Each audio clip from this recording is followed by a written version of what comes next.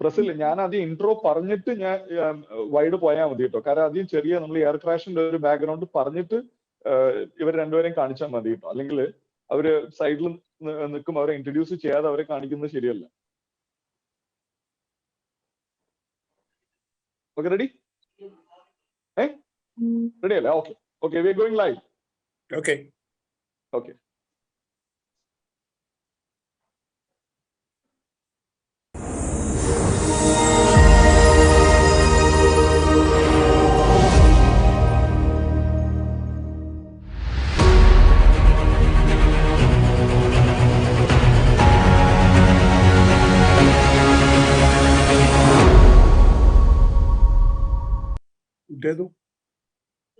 Thank you. Hello and welcome to Conversations. We are into our 7th episode of the year. It is not a great time for anywhere in the world, especially for our state, Kerala. We're going through some tough times, both in terms of weather, in terms of the COVID attacks, and also in terms of what we faced in the last 1 week. I'm talking about the air crash that happened in Kozhikode. Let's not get into the merit of what happened. Let's not get into whose fault it was. The enquiry has already been put in place, and let us wait for the enquiry results to come in. To discuss what a pilot goes through in such times of distress, such times of great difficulty, when flying in hostile weather conditions, that is the topic of the evening. And we have with us 2 decorated officers who have actually flown more than my lifetime, both in terms of the Indian Air Force as well as the Indian civil aviation industry.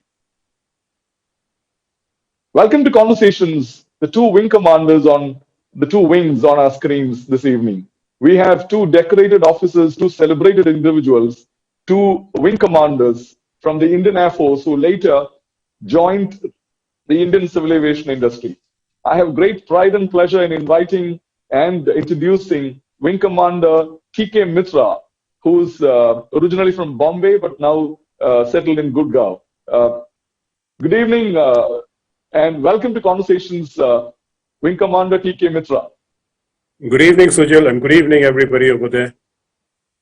And we have on my right, we have another decorated celebrated officer from the Indian Air Force who passed over to the commercial flying industry in India after almost 2 decades of his service with the Indian Air Force. Wing Commander Hemachandra Mohan. Welcome to Conversations, sir. Thank you, Sujal. Today we are going to talk about not the merits and demerits of what happened in Kozhikode, but we would like to, like you 2 decorated officers of the Indian aviation industry, to talk about what is that a pilot goes through in times of distress. So I'll start with a bit of an introduction of both Wing Commander Teekay Mittra and also Wing Commander Hemachandra Mohan. Wing Commander Teekay Mittra, you were with the Indian Air Force for almost 2 decades before you decided to move into commercial flying. That's correct, Sujal. Can you briefly tell us which are the birds that you've flown? Which are the big aircraft that you've flown in your space with commercial flying? Well, you really said the right word, birds. Yes, my career after my training started with a bird that was known as a Goonie bird, a Dakota DC-3, a Second World War aeroplane, which we flew intensively for the first few years of our service, where even Hemu and me were together in the same squadron.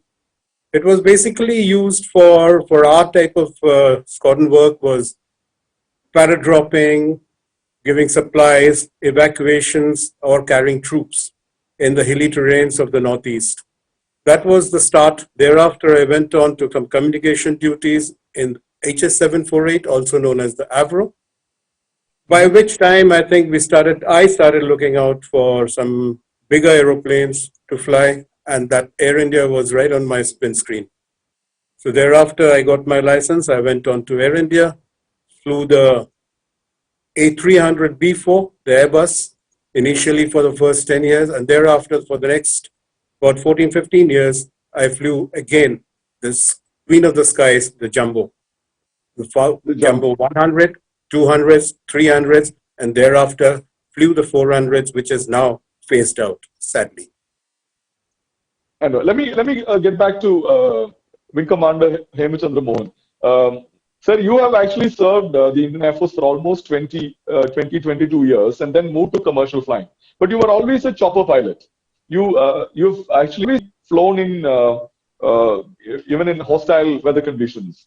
Tell me what are the planes that you have flown? In the last 45 years of your celebrated flying life. It's like that, like Teekay. I also started my flying career in Goonie Bird, that is Dakota, DC-3, and thereafter flew with the Army for air observation duties post for some time, a couple of years, and then I changed over to helicopters.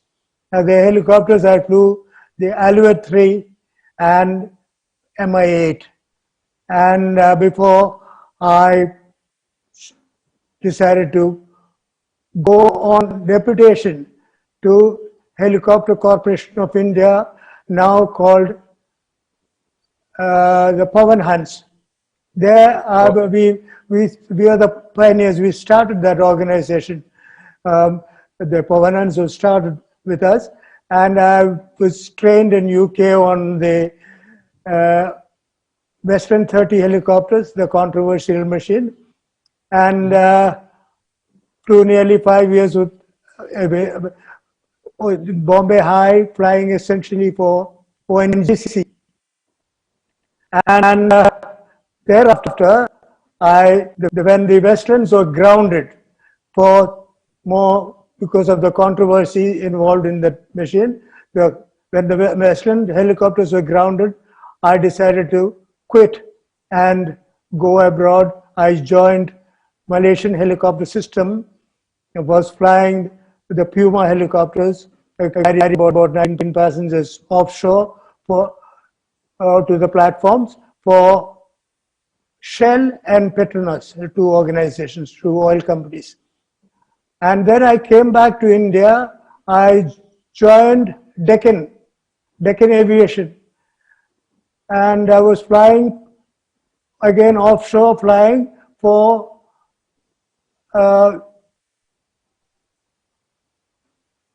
another oil company in both eastern sector and western sector.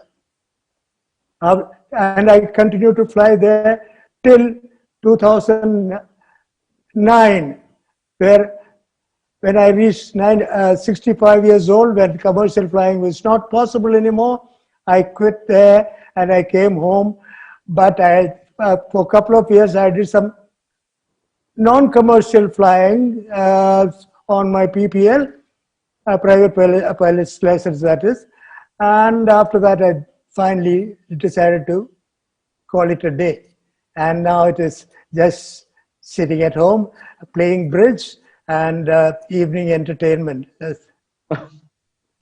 Welcome to Conversation, sir. So let me get back to Wing Commander Teekay Mittra. Now, you both are decorated officers from the Indian Air Force who later got into the commercial flying sectors. Now, you are still very passionate about being known as a former Indian Air Force officers more than your commercial flying credentials. Why is that? You both are probably retired as captains in your own respective capacities as far as commercial flying is concerned. Sujal, as the saying goes, once a soldier, always a soldier. Once an airman, always an airman. But once in the services sticks to you and you don't like to leave services at all. It actually teaches you from the young age that we went in, late teens, it actually teaches you how to be a person, an officer, share responsibilities, take responsibilities, and thereafter you can do a lot of flying, you can go around the world, fly the biggest aeroplane, but nevertheless, you still remain a service officer and you will love to be called a service officer rather with your rank, whether it's a wing commander, colonel, or a commodore, rather than a captain. Captain, yeah, I remained a captain for nearly 17 years in the airline, but that sticks to you at last. When you retire as a captain, so you're known as a captain, and you retire thereafter from life as captain. But yes, that wing commander still is a lovable thing to stay with. Now, you both have actually gone through the commercial flying experiences. One has flown, Wing Commander Mittra has flown all the big birds that we see today in a commercial flying aviation industry. Whereas Wing Commander Hemachandra Mohan has been in the thick and thick of action in terms of evacuation, in terms of flying choppers, which is a far more trickier. Which is far more trickier? Is it the chopper flying or the big birds? I'd leave that question to the chopper pilot. And both have got their own challenges. Both have got different kind of challenges, different kind of responsibilities. So to say one is more challenging than the other won't be correct. I will claim the chopper flying is more challenging, but Teekay will might take umbrage to it. So I think we won't get into that controversy. No, Hemu, I'll agree with you there. It's much difficult and a challenging thing for chopper, but yes, it's much more comfortable and satisfying to carry 300-400 people behind you. So that's a different thing. But your work is much more challenging. I agree there. Now, one is flying a chopper is far more trickier as far as experienced people say, because that it's a small bird and it kind of gets into the milieu of action very easily. If it gets into hostile weather conditions, it is very easy to be taken away along with the wind. At the same time, it's equally tricky flying a big bird, carrying 400 passengers, the whole responsibility of flying such a big machine on your shoulders. What is that feeling that you can narrate, Wing Commander Mittra? Well, Sojal, it's a very satisfying thing that you are there carrying passengers across the globe from east to west, north to south. And yes, it's a big responsibility for sure. Like I said, it's more challenging for a chopper pilot to really fly slow, does landing at undeveloped patches, not even helipads. Yeah, it's challenging. But yes, it is very gratifying to fly the big birds, to fly passengers, to be on schedule, to reach them to places, to take a call if there's any problem inside the cabin. It's not only the cockpit that you manage, it's not only the aeroplane that you manage the whole cabin crew who is managing the passengers so that they are satisfied. The airline name also is sort of kept high above, and it's a good feeling. It was a very good feeling to fly the airlines. There's no doubt about it. Especially the days that I flew the Air India, let me tell you, it was a wonderful, wonderful airline, and it was fun flying. Now, we are all aware of what happened in Kozhikode. We are also aware that the captain who flew the plane is also an ex-Air Force officer, a celebrated one, a decorated one. Now, the former Chief Secretary of Kerala, Mr. Bharat Bhushan IAS, has opened a can of worms by saying that being part of the Air Force, being a fighter pilot, being a person who is very driven by passion of being part of a mission, that is the typical army way. Now, there is a different mindset. He goes on to say that mindset would have probably engaged Captain Sathe in taking a far more riskier step in terms of trying to land the plane there. Now, this is something that could probably open up a controversy. It could actually bring in a lot of comparisons, bring in a lot of issues in terms of engaging former fighter pilots to run or to manage commercial airplanes, the big birds. Now, what is that you think about? What is your take on this particular statement? Now, this comes from a man who has been part of the Director General of Civil Aviation. Whom do you want to put the And question to Sidhu. I'd first pop it to Wing Commander Hemachandra, sir. Okay. Now, first of all, I know a lot of pilots from the fighter stream who have been flying in the transport aircraft into Air India, but to it is just not fair to say that because of the fighters have got a fighter mindset, therefore they do not they can't cope up with the other thing, or they have their temperament is not right for this. That is absolute stuff, and and if I may use the term, nonsense. It is not right. It is not right to put it like that. We are flyers. If whatever machines that we are told, we are flyers, and the quite a large majority of Air India pilots are ex-fighters, and they have done very well, and they're still living. So let's not get into that controversy. It has got nothing to do with this decision making, what has taken place on this, and that of course we will not touch at all, because it is under inquiry. So and it's not right to say what went wrong and what. That is not for us to say.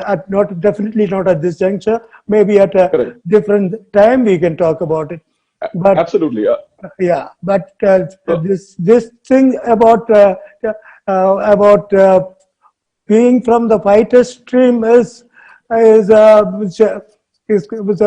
pilots have got will have a different mindset. I don't think it is quite right. TK will have to. yeah. TK sir, your take on this. What do you think will be your answer to this?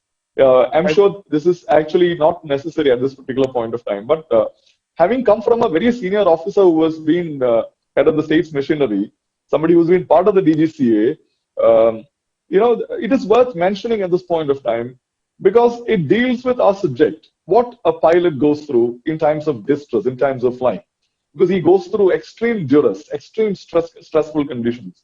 And that at that particular point of time, to raise a comparison of this sort, it definitely is very unbecoming of a senior officer. What is your take on this? I totally agree with you. It's totally unbecoming of a senior officer that in a position that he is making this comment from. And it is uncalled for. It's not correct. And it's bad in the spirit of the. Every pilot is a pilot, basically. He could be a fighter pilot. He could be a transport pilot. He could be a chopper pilot. He's basically a pilot. The initial training of ours till the final stages and the 3 stages that we do in the Air Force, in the elementary, intermediate, and then after to the final stage, we choose our things, or we are given to 3 different fields of flying. That's fighters, transports, and helicopters. Thereafter, there are even switchings in between, though a transport doesn't go to a fighter thereafter, but a fighter pilot goes to a transport. There are transport pilots who have even been a test pilots, and they have flown the fighters. So it's not that anybody who's a fighter will be having a mindset of a fighter when he's flying a transport. That is absolute rubbish, in my word. And as far as this accident is concerned, at this moment, I don't think that should have been said at all if it has been said. And every pilot uses all his judgment, all his experience, all his learnings in such times. There could be a sort of flaw somewhere. That is the Court of Inquiry and the DGCA or the thereafter any more investigation team can find that out. But at this stage, to say that he had a fighter set mind is absolute rubbish, in my opinion. And in this case, I would like to just add a few things on this topic of this crash that you brought out, though I don't think we will like to stay on this crash for long. But let me tell you, this airfield was many a times told that it should have been different. There have been files. I have landed in that airfield in a 400 on the inaugural of that airport when I was flying in Air India from a Saudi flight. I landed in Calicut. It was difficult. There is no doubt about it. In rains and in slushy weather, it's even further difficult. But much should have been done to actually get this runway longer, larger. Many a time, as we go down the files on that, you will even find a lot of reports on that. So I think it's just throwing the buck back out from managing the airport and the runway facilities to the pilot, which is wrong. And that too when the pilot is not there. So let's all pay homage and just stay away from that controversy and say the airport was okay. Something that has gone wrong that we have to find out later. That's all I want to say. Absolutely. I fully agree with your sentiments. Now, to Wing Commander Hemachandra Mohan, you are somebody who was flown into terrains where there were no place to land at all. You've done evacuation flights. You've flown choppers in extremely hostile weather conditions. Can you tell us about your experiences of flying into these hostile conditions? Okay. Our flying takes us to various kinds of terrains, very high altitude, and especially for the rescue missions. But while in the Air Force, we were not allowed to enter clouds. So we are not really, it is not until I went on to civil aviation where I was flying all over the helicopters where I could do, go through the clouds, I could do an ILS landing, I could do the instrument landing, instrument approach, all that was, or a radar approach onto a rig, all that was possible even in bad weather. But in general, in the Air Force, we are not allowed to enter clouds, especially in the valley. So that is one thing. However, there are other weather challenges which we do come across, especially snow, icing, the places like around Srinagar and Leh. There are helipads maybe full of snow, snowbound helipads. When you come into land, everything looks white. So sometimes it is difficult to even identify the helipads. So those are a different kind of challenges. But we do not go into clouds, at least in the Air Force flying. In the civil flying, yes. In the civil flying, we do a lot of instrument flying. Yeah, even helicopters. We do, like in Malaysia, we were doing flying. We don't get stopped because of the weather. So similarly, even where after coming back in Deccan, I was doing. I had to face. I had an incident when I had to fly through weather in from Calcutta to back to Yanam. So, but not in the Air Force. Air Force, the flying is there is not much of cloud flying as such. Now, could you tell us what was that tricky condition that you flew into from Calcutta to Yanam? That is a long story. If you could summarize it in a way where it could be yeah. Okay. I'll try to summarize it as much as possible. There was a casualty evacuation requirement from an offshore vessel. So it's an international insurance company contacted our managing director and asked for the helicopter. He didn't have a helicopter to spare. Those who could go and land on a moving ship, there were very few people qualified for it. I was one of the guys who were qualified, but I was already engaged, and my helicopter was also engaged in offshore flying elsewhere. So to shake it off, MD gave an impossible sum. Those guys were after him that please give us the helicopter. So he wanted to shake it off. So he quoted a big, huge sum, and to his surprise, those insurance companies accepted it. Now he couldn't go back. So he had to do it. So that is where I was sent to do this mission. Yeah, I had to fly single pilot to Bhubaneswar, and from there a co-pilot came from Bangalore in civil aircraft and joined me as co-pilot. We both flew because offshore flying in single pilot is not permitted. So I had to carry that guy, not very much qualified, but an ex-Navy pilot, and we went and landed on this moving ship, picked up the casualty and flew to Calcutta, dropped the passengers, and Captain Gopi collected the money. But now the fun and games started. I had taken the off from the Kane Energy to whom we are contracted off for one day, and I had to get back the next day. Otherwise, they'll have the penalty clauses, and all the money that he earned, half of it will go to Kane Energy. So I have to get back. Now, when I was about to take off after dropping the thing, I went to the airport, filed a return clearance, and when I was ready to take a taxi out, the bad news came that the airport has turned instrument. That means I cannot do a visual flying. I had filed visual flying. So I said, okay, change my clearance to instrument. IFR, that is Instrument Flying Regulations, IFR. So they said, are you rated? I said, yes, I am rated. I said, so fortunately, he didn't ask me if my co-pilot was rated. He wasn't. Both are supposed to be rated. That is one violation I did.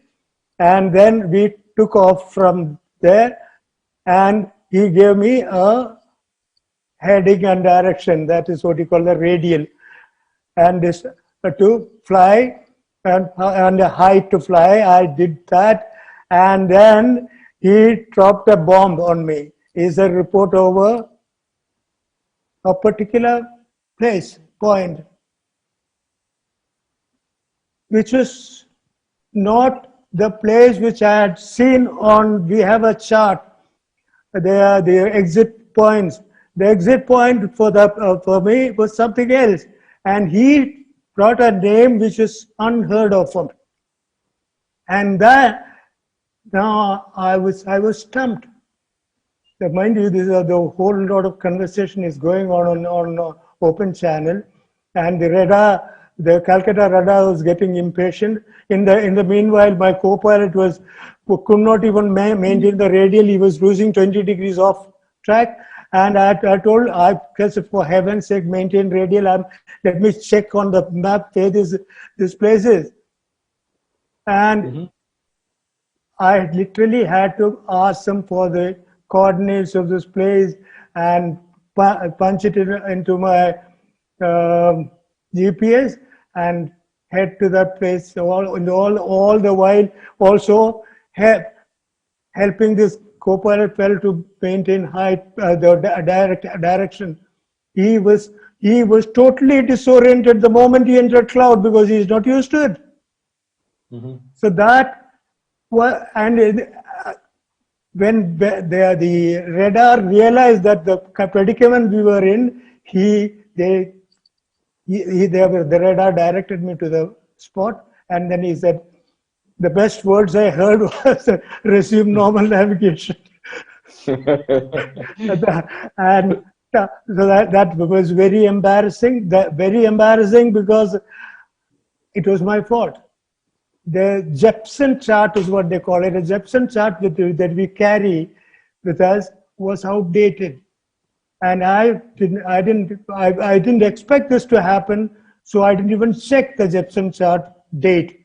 It was an outdated chart that the air traffic could literally shout at me.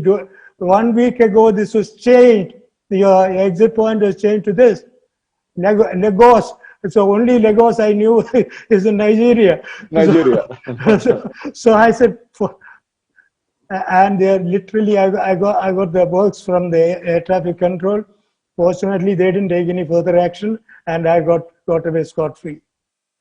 Now, it's very very interesting to note that human errors are possible as far as flying is concerned, as far as a pilot's decision making is concerned. Now, my question to Wing Commander TK Mittra is: you've flown these big machines, and you've faced identical, similar situations of flying into incremental weather. Now, what are the decision making that you're forced to take, in these hostile conditions? And what is the time that you have to switch on from one decision which is already there when you started flying and to another when you reached a particular point?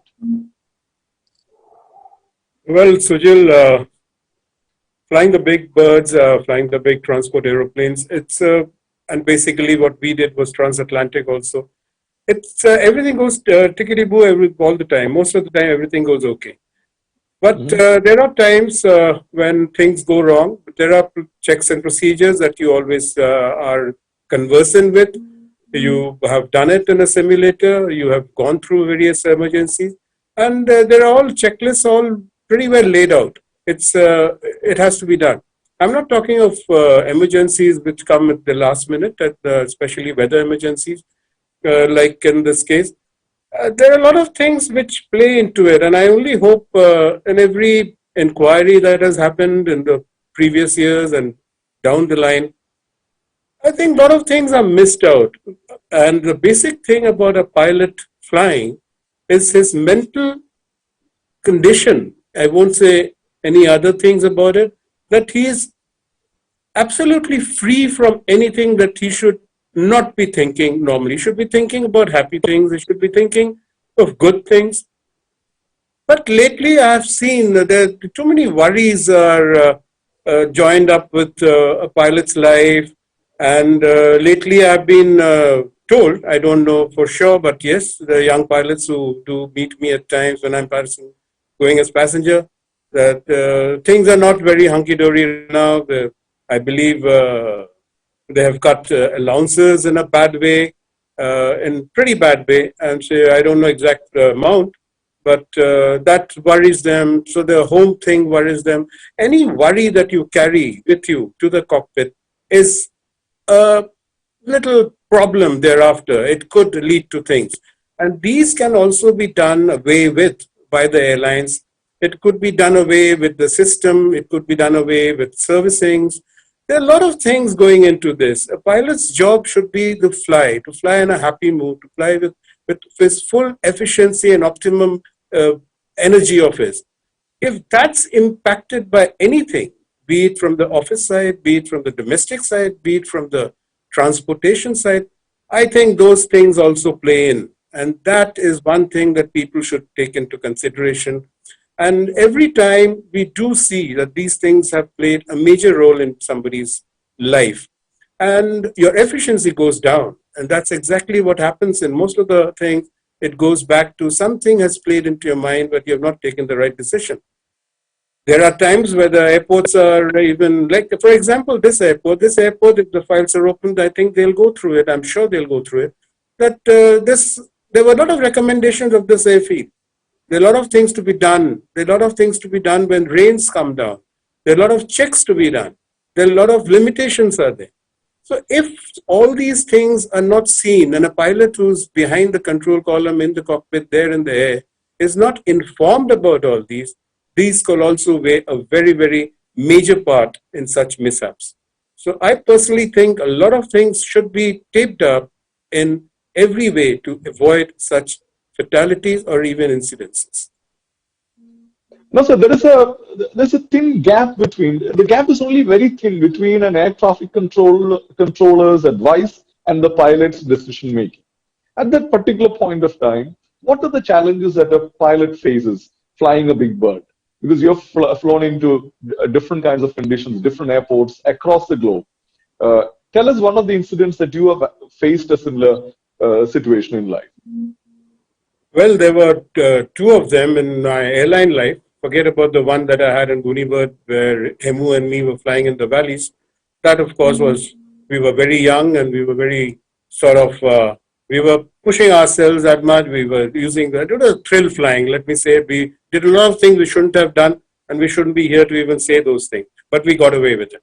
But with more flying, with more bigger aeroplanes, which get into all these, and we start getting a little more mature with flying, and then we fly by the books. And that's exactly, well, here, let's say my first thing was in the Airbus, where I had an engine fire just after takeoff, fully loaded aircraft, Doha, summer months, and I had an engine fire.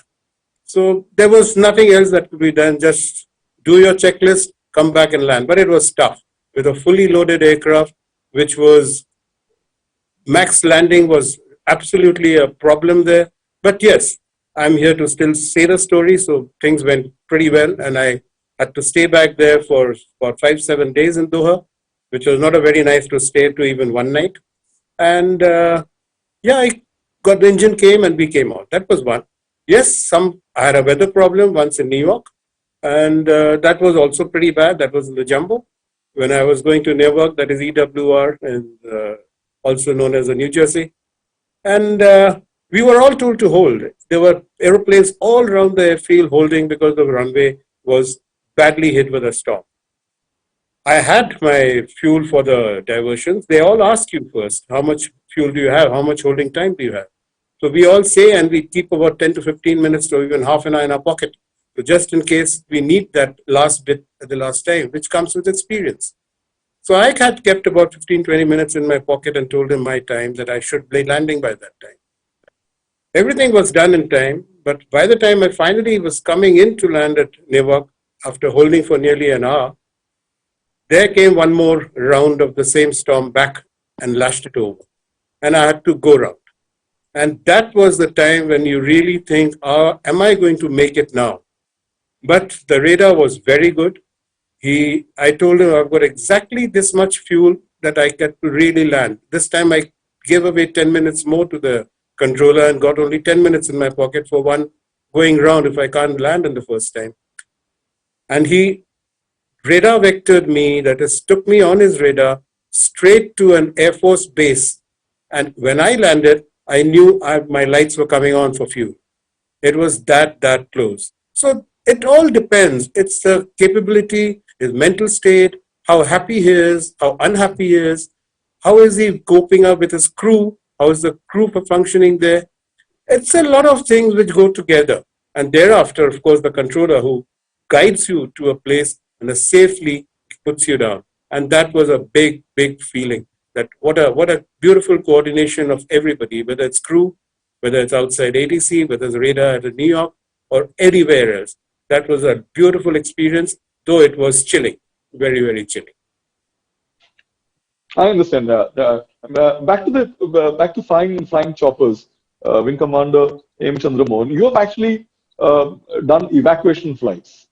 Now, when you're evacuating somebody, what are the the additional stress that you undergo being a chopper pilot? Okay. You're not going into a normal weather condition. You're not going to pick up a normal passenger who can actually walk onto the aircraft. You're going there to pick up somebody who's ill or who's not well or who's had an accident. So what are the precautions that you do? What is the stress factor that you undergo, while you're flying into evacuation? Okay, I can narrate a little story here, but if you have about 5 minutes. This was the army patrol of 30 people had gone into the borders of China and the northeast sector. That is the erstwhile Nepal, now what is known as Arunachal Pradesh. They had gone for recce and patrol duties, 30 of them headed by a colonel. Now, about 30 days pass, and till then they had everyday contact with the base. And suddenly they lost contact and the panic set in, and they sent me on a search mission. I went for the search, but the weather was so bad in the valley that the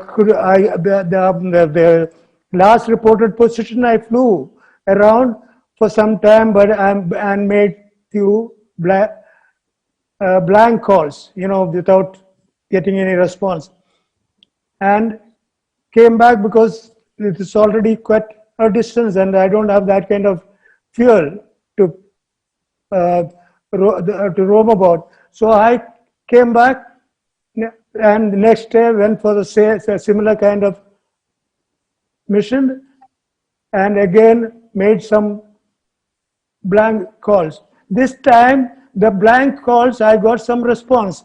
The response was not clear what it was, but at least it was a response. So obviously I knew where they were around, but the weather was still bad. I could not have penetrated through.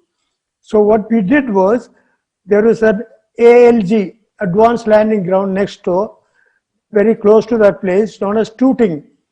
So we took an Mi-8 helicopter and a Chetak helicopter. I was flying Chetak helicopter.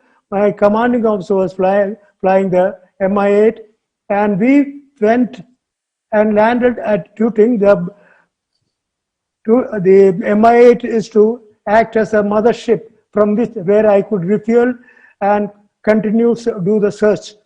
So at last, I could find a gap through which I could get down, because otherwise the rest of the places are covered with clouds.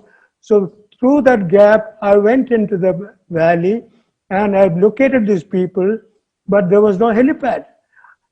I could just about fit my 3 wheels of an Alouette helicopter and landed there, and then there were 30 of them.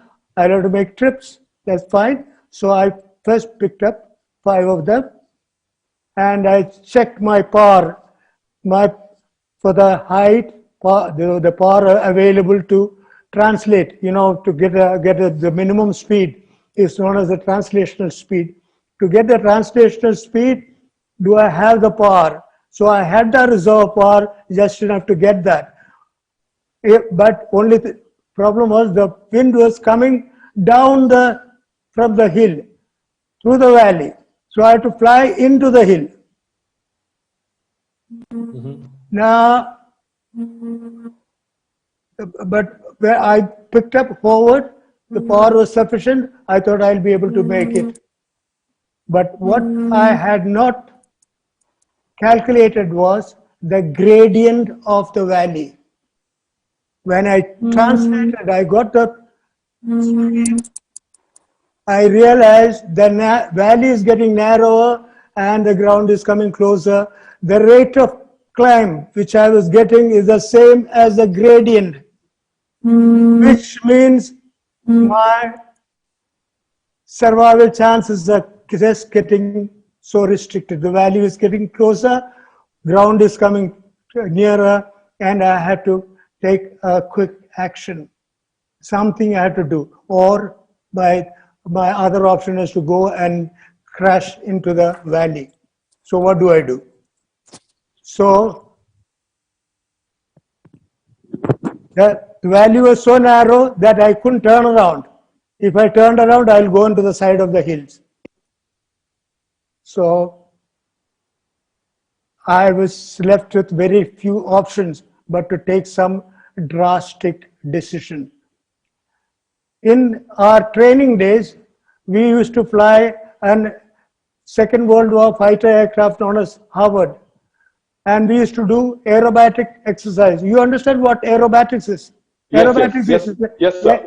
Aerobatics is like doing circus in the air. Okay, so we were taught to do that, and we were taught how to do that. And one of the aerobatic exercises are like the roll, loop, spin, all the circuses the fighter aircraft that you may have seen doing. That is aerobatics. So we used to do those aerobatics on those days during the training days.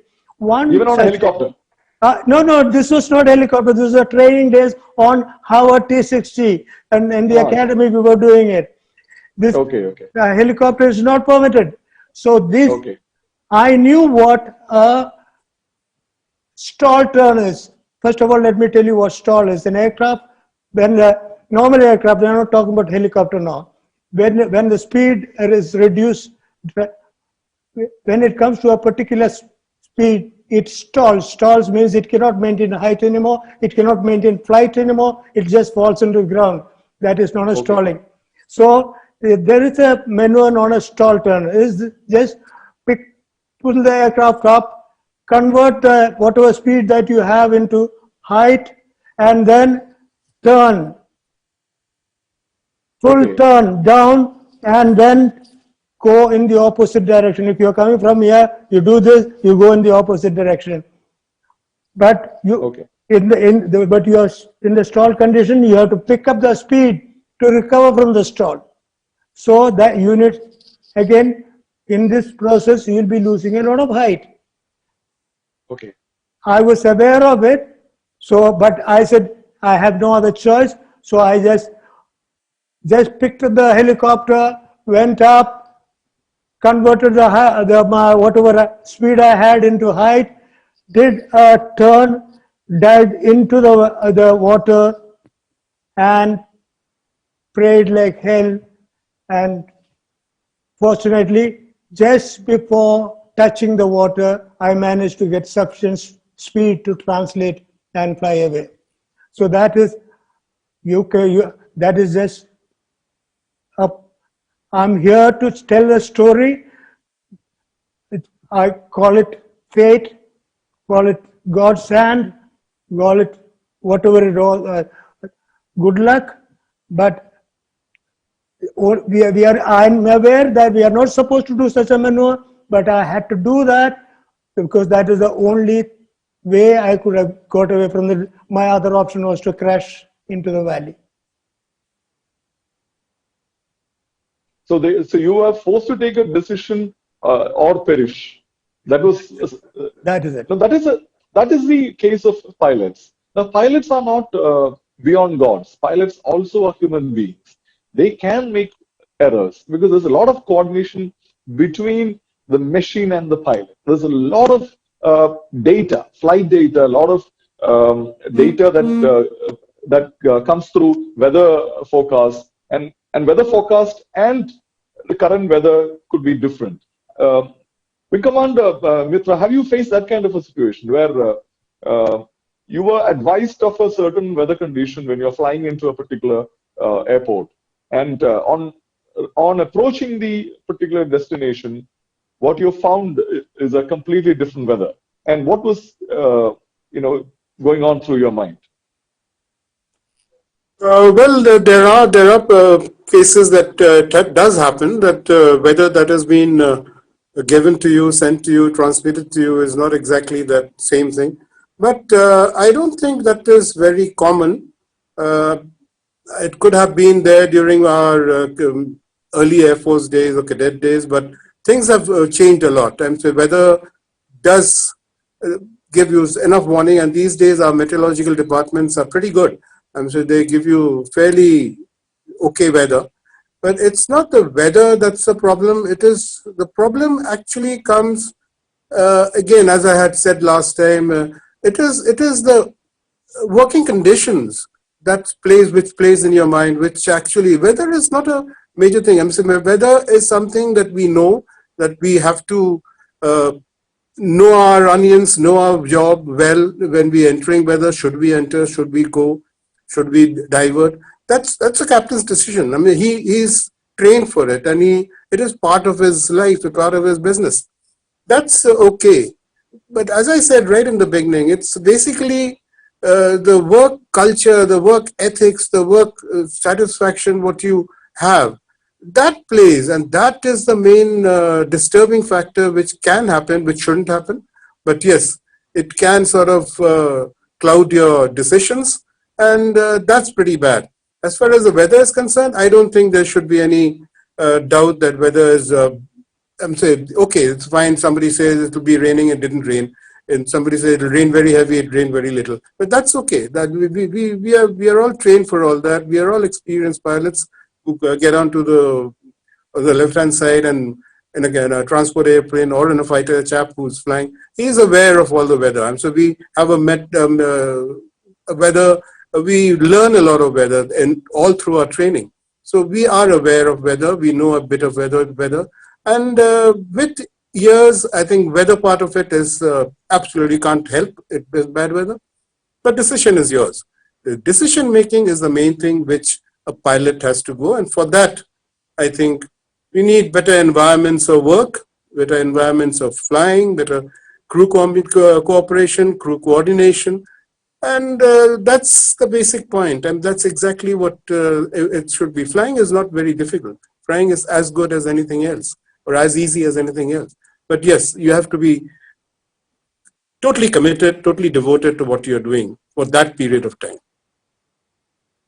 Now, coming to the end of our session, I do definitely want to end up on a positive note, but at the same time, there is a school of thought that believes that, like any other government job, flying age also has to be limited to a particular level wherein the decision-making capabilities of a pilot can be directly attributed to his age. In the Indian civil aviation industry or the international civil aviation industry, the flying age, the outer limit of the flying age of a pilot is up to 65. Do you think that should be reduced, or do you think that aging process, sets in and clouds the decision making of a pilot in extreme duress or extreme conditions? And I'd like to have opinions from both the wing commanders, Teekay Mittra, as well as Wing Commander Hemachandra Mohan. Now to Mittra. I think, Sujil, I'll take that on first. I think the flying that we do, we stop our commercial flying now, finally at 65. That's where we all stopped. I think I could have flown more, but the government regulation says so. So I don't think, I won't agree to that the mind becomes very numb or it doesn't take decisions promptly. No, I will not believe to that.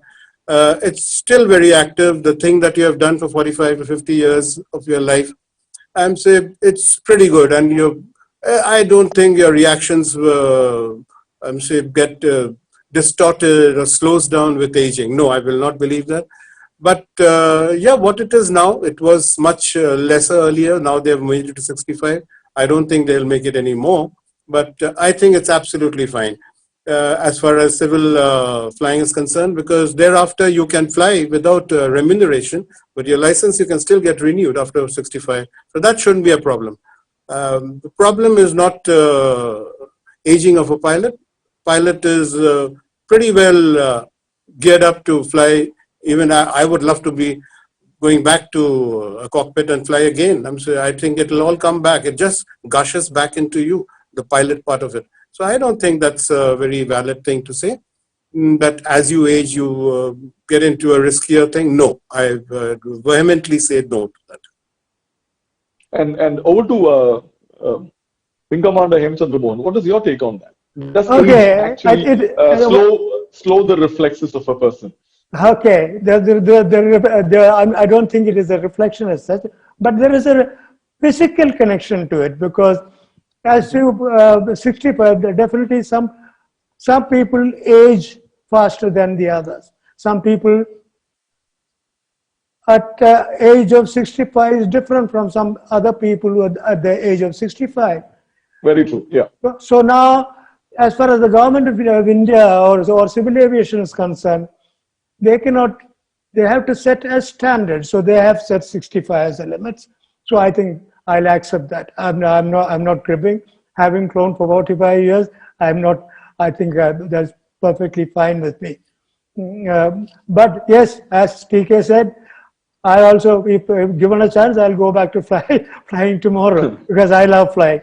Basically, that is we all love flying. But as I said earlier, the government has to set some guideline, and they have set it as 65. We'll accept it graciously. I have a question, sir. In fact, the age is fine. It is a typical government routine, to fix your retirement at 65 or 58 or whatever it is. But since this particular job involves a lot of hand and eye coordination, a lot of physical reflexes, do you think that the DGCA has created a platform for periodical checks and balances in terms of both the mental and physical faculties of a pilot that they engage or deploy in the Indian civil aviation environment? Okay, as far as the checks and balances are concerned, after 60, the medical standards become more stringent. That is one thing. And as far as our capabilities are concerned, we are periodically tested. Our rating tests and all our performance tests are being done very periodically and methodically. So that process continues. They continue till 65. And only thing is that periodicity become now, earlier if it was done every year, now after 60 they do it every 6 months. So that part is taken care of. I will just add a thing over here, Sujil, from whatever Hemu said, is as far as the performance is concerned, I'm sure you would be knowing, and I would like to tell the viewers who are watching this, that every 6 months we have a test in the simulator. So just to be everybody informed, our performance is checked in the simulator every 6 months. We have to do a periodic check.